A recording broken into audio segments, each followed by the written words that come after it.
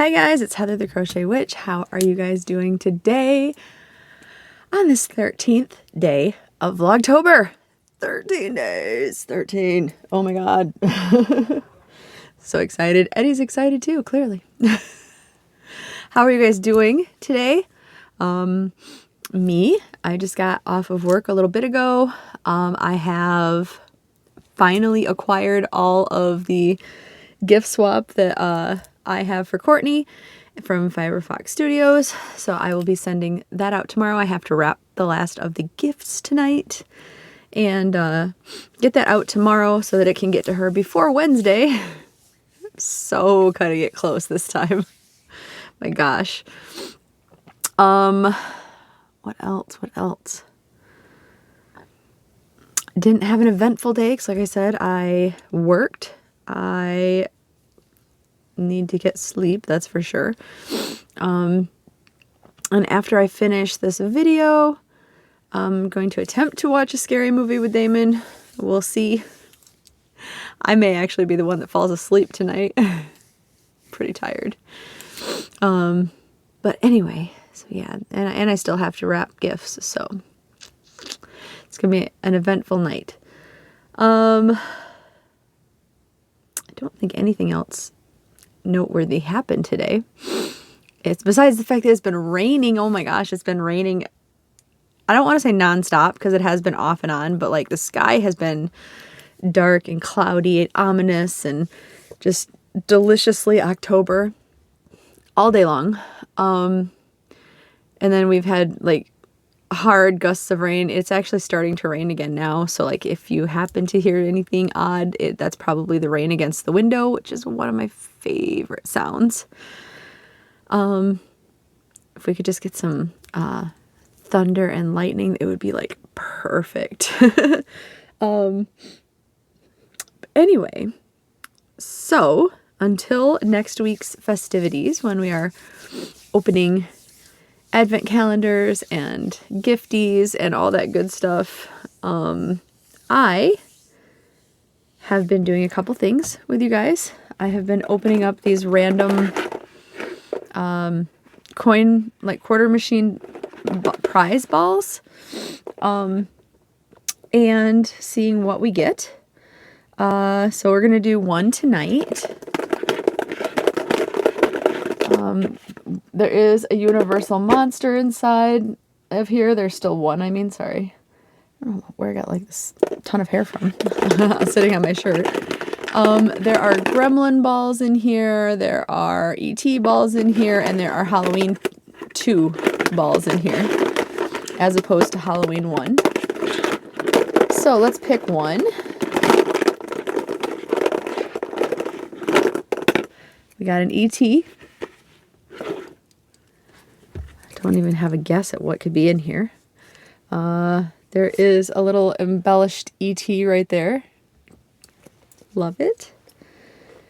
And let's see what we got. Okay, it is an eraser that is like, I had gotten a Frankenstein one and a Halloween one. Now I got the ET one. But it's a cool eraser. Look at ET. He's so cute. I love E.T. And he's very 80s, right? So that is what we got today, was another eraser.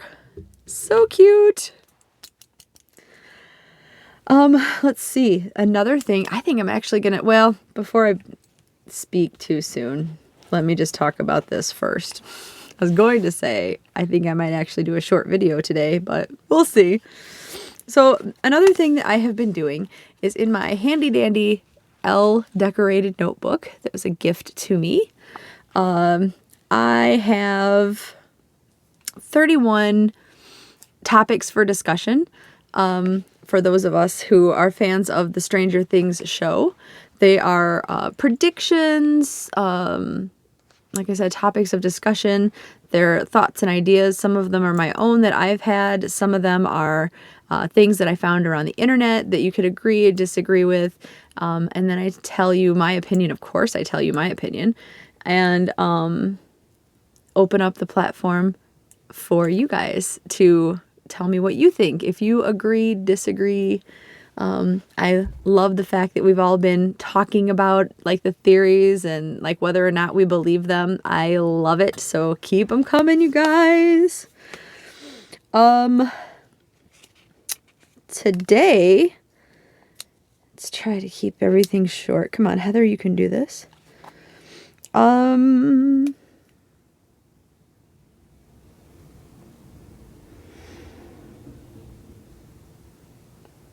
Okay, so for today's, we're going to talk about Max.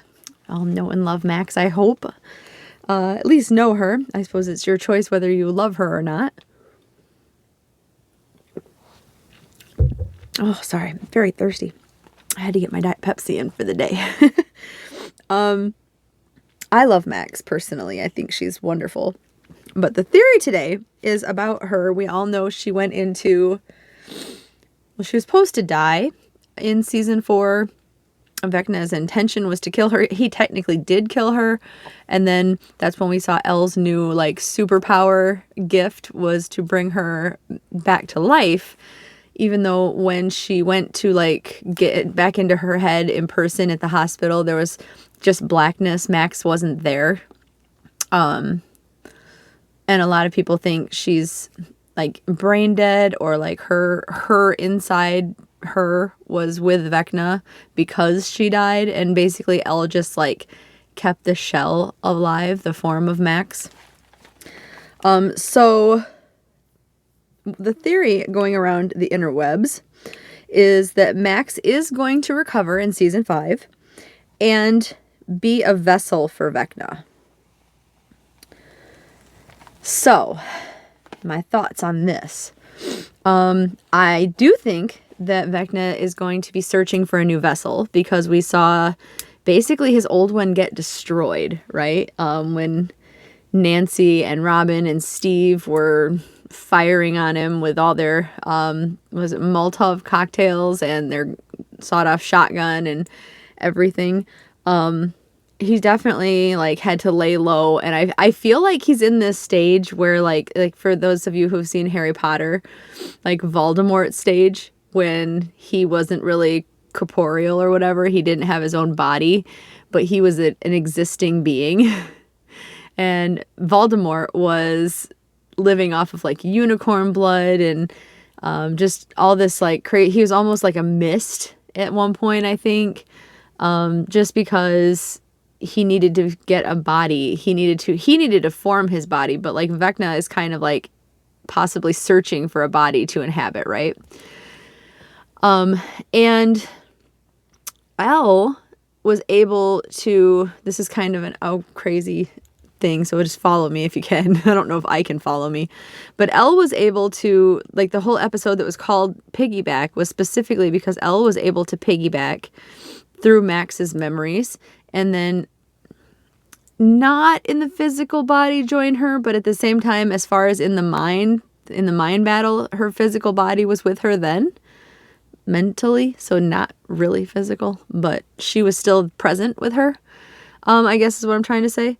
So I feel like it's possible that if Vecna wanted to kind of reinstate her, since her shell, her vessel is already alive still. Like he couldn't go, hey, Chrissy, or hey, little sister, what was her name? Alice. He couldn't really take them and go, you know what? Let's put you back in your body. Go on home, girl. It's okay. He could not do that, right? Because there was no body for them to return to. But Max is a different story because of Elle.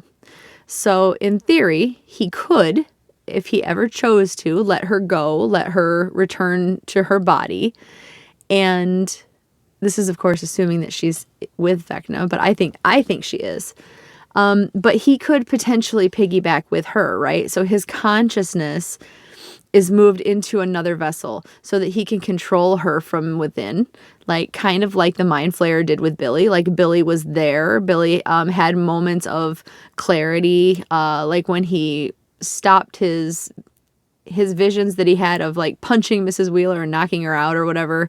He had this moment of like lucid moment where he was able to say like, don't come near me again, get away from me. But that was it. The Mind Flayer was right back in control then, right?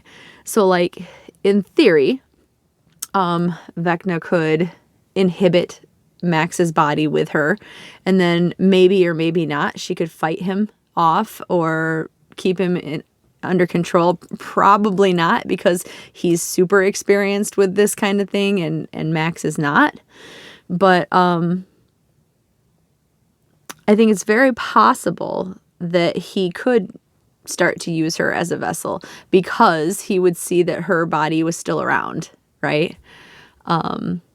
It's such a like crazy, scary thought, thinking of like Max waking up and like just this evil basically like radiating from her that is Vecna, because Max is so good and, you know, pure, and like maybe not pure, I guess, because I'm not saying she's bad. I'm just saying she's not like a nun, you know, like Max has got her little devilish streaks and stuff like that, just mischievous streaks. I mean, like a kid, you know, she's a young teenager kid. So that's all I meant, not like anything bad, but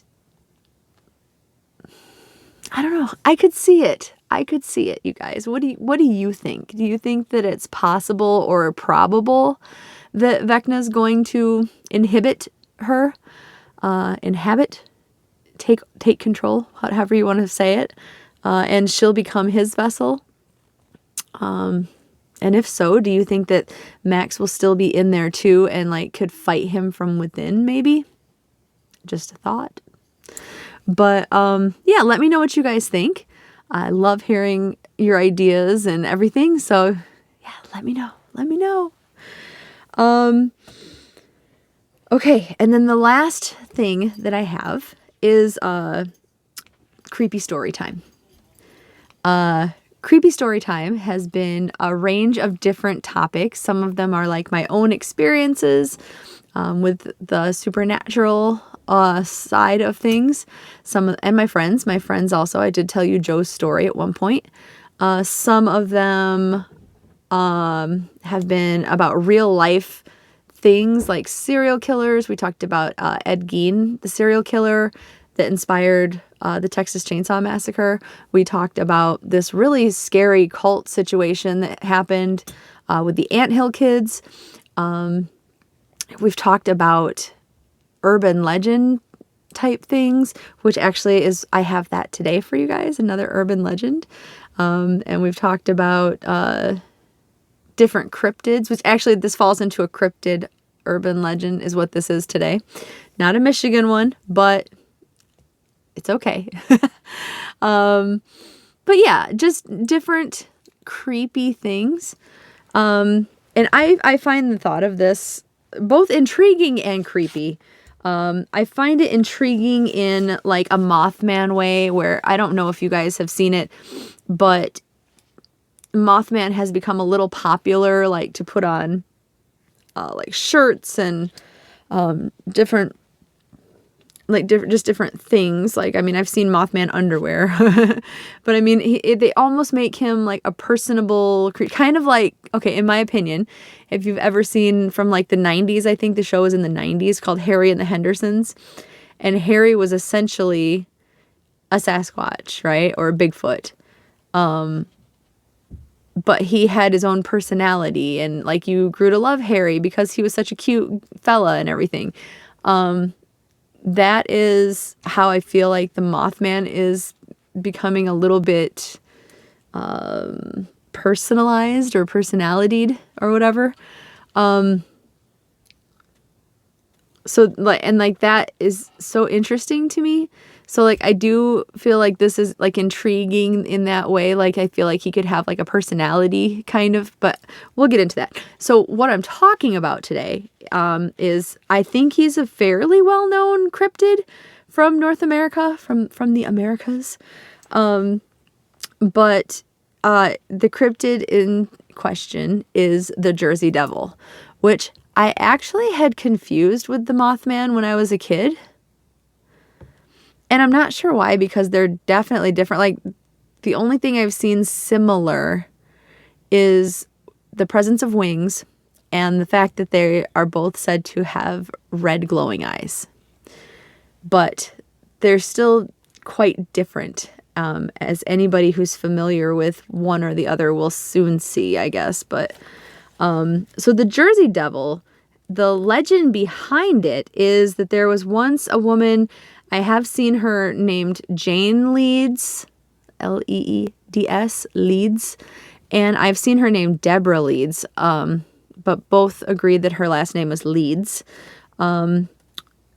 But in 1735, and she's also called Mother Leeds, so we could call her that, I guess, since we didn't know the name of her. But in 1735, Mother Leeds had found out that she was pregnant, and this was going to be her 13th child.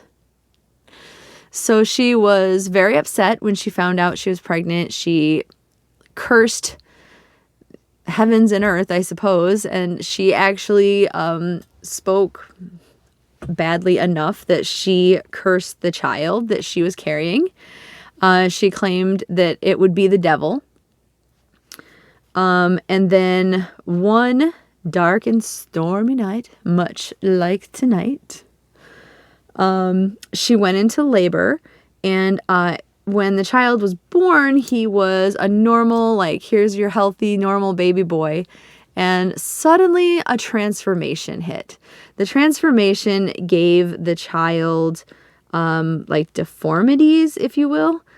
He ended up with a goat's head. He had hooves, bat wings, and a forked tail.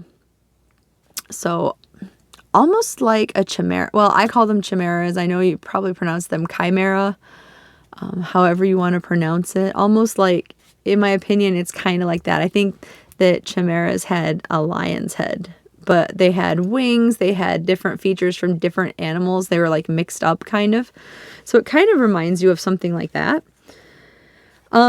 This happened in New Jersey, obviously, thus the Jersey and Jersey Devil,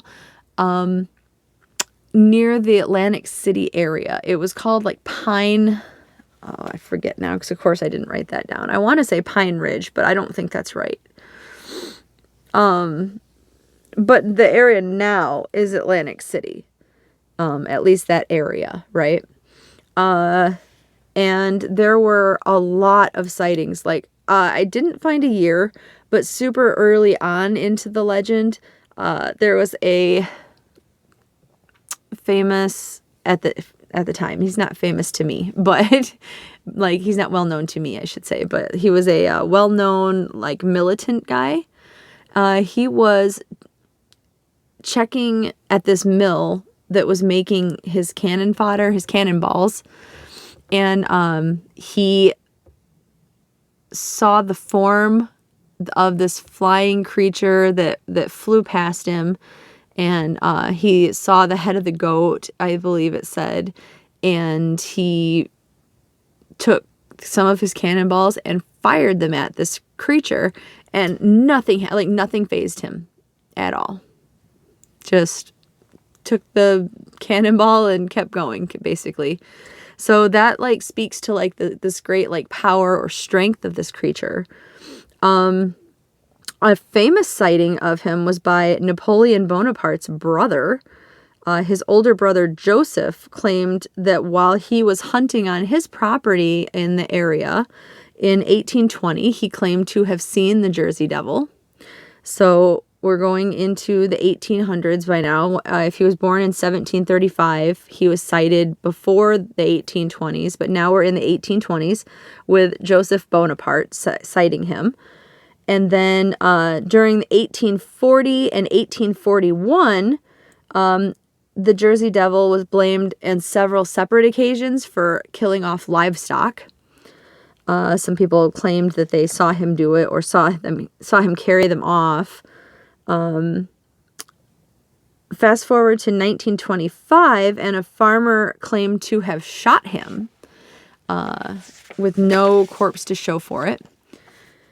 And then in July of 1937, a, quote, unknown animal with red eyes, unquote, was spotted in Downingtown, Pennsylvania. So I'm not the best with the geography of New Jersey, but I think Atlantic City is like middle to south Jersey. I'm not positive about that. But then this sighting was over where, I don't know where Downingtown, Pennsylvania is either, but in the next state, basically. And that was in July of 1937. And during that time, like by the next day, a reporter for the Pennsylvania Bulletin paper had compared this animal to the Jersey Devil and had called him the Jersey Devil in his article for the day. So that was another Jersey Devil sighting. Then in 1951, he was spotted back in New Jersey, in Gibbstown, New Jersey, by a group of boys who claimed to see a monster that fit his description. In 1957, there was a claim that a corpse was found that matched the Jersey Devil's description. So now people are claiming that he is dead, that they found the corpse of him. However, 3 years later, in 1960, tracks were found and noises were heard, and this was thought to be the sounds of the Jersey Devil stalking through the woods at night. I did not find it when I was looking. I know I was trying to hurry up and look, but I know that there's like a stretch of road that's pretty infamous for the Jersey Devils being sighted there. There's been quite a few different sightings along that same like road. And I'm sure that there's others, but the last known spotting that I could find was by a forest ranger, and he claimed to have seen a figure with the head of a goat and wings like a bat with black fur blocking the road ahead of him. And he sat in contemplation, wondering what to do, when suddenly the creature turned and flew away. There was a picture supposedly taken at some point. I want to say it was in the 70s, but I can't remember. But I will say the picture looks very fake to me. Like, very, very fake. Like, I almost want to see the strings of the puppet kind of fake. That being said, all the like political cartoons that have had the Jersey Devil in, or even just like caricature cartoons that have been made to kind of show people what he supposedly looks like, I think he's super like adorable. I'm not sure if I would be scared to meet him or want to meet him. Like, I might want to meet him because he does seem awfully cute. And I think that in my head, I have personalized him a little bit, kind of like people have done with, like I said, the Mothman or Bigfoot. I would really like to, out of a lot of the cryptids that I've seen, not seen, but heard of, the legends that I've seen, Jersey Devil's right up there. Like, I find him just fascinating.